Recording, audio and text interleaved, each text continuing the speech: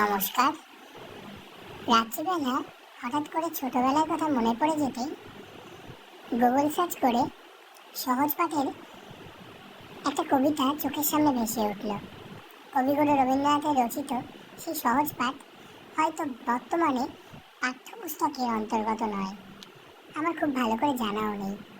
তবে আমাদের কিন্তু এই সহজ পাঠ এখনও চোখের উপরে ভাসছে। তাই নিজেও পড়লাম, আপনাদের একটু পড়ে শোনারও ইচ্ছে করল। সেদিন ভোরে উঠি দেখে বৃষ্টি বাদল গেছে ছুটে, রোদ উঠেছে ঝিলমিলিয়ে বাঁশের ডালে ডালে। ছুটির দিনে কেমন সুরে পুজোর সালায় বাজাই দূরে, তিনটি শালিক ঝগড়া করে রান্নাঘরের চালে। শীতের বেলায় দুই প্রহরে দূরে কাঁদে ছাদের পরে, ছোট্ট মেয়ে রোদ্দুরে দেয় বেগনি রঙের শাড়ি। চেয়ে চেয়ে চুপ করে রই, তেপান্তরের পার বুঝি ওই, মনে ভাবি ওইখানেতেই আছে রাজার বাড়ি। থাকতো যদি মেঘের ওরা, পক্ষীরাজের বাচ্চা ঘোড়া, তখনই যে যেতাম তারে লাগাম দিয়ে কষে।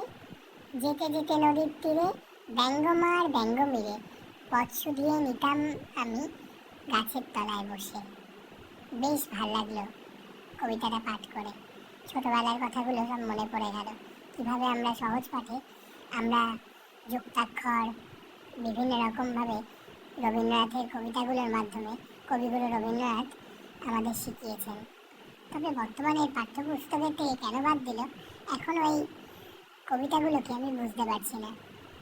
যদি আমি ভুল না হই, মনে হয় এখন এই পাঠ্যপুস্তক থেকে এগুলো বাদ দিয়ে দেওয়া হয়েছে।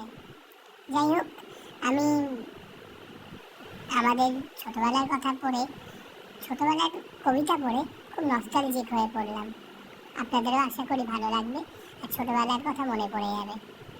নমস্কার।